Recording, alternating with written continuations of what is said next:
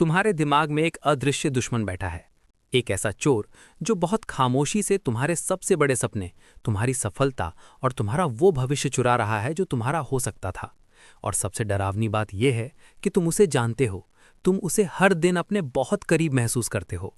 तुम उसे आलस कहते हो।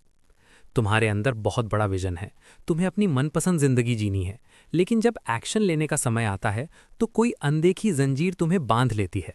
तुम साफ साफ जानते हो कि क्या करना है, कैसे करना है, लेकिन फिर भी तुम अपनी जगह से हिलते तक नहीं।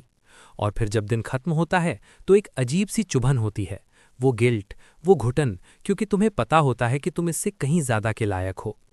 फिर नया साल आता है, नए गोल्स बनते हैं, जिम, पढ़ाई, काम।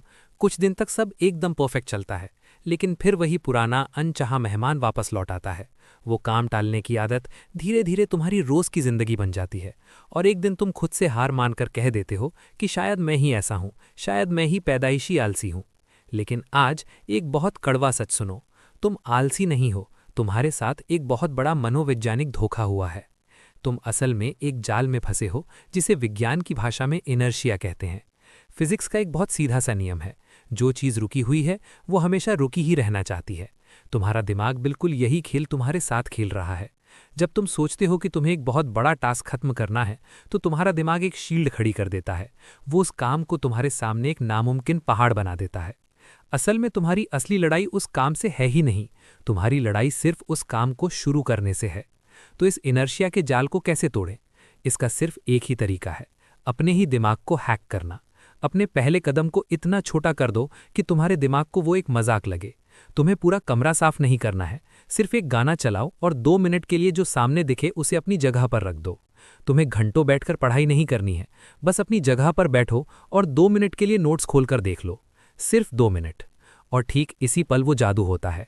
जैसे ही तुम वो छोटा सा पहला कदम उठाते हो, तुम्हारी बरसों से रुकी हुई गाड़ी मोशन में आ जाती है।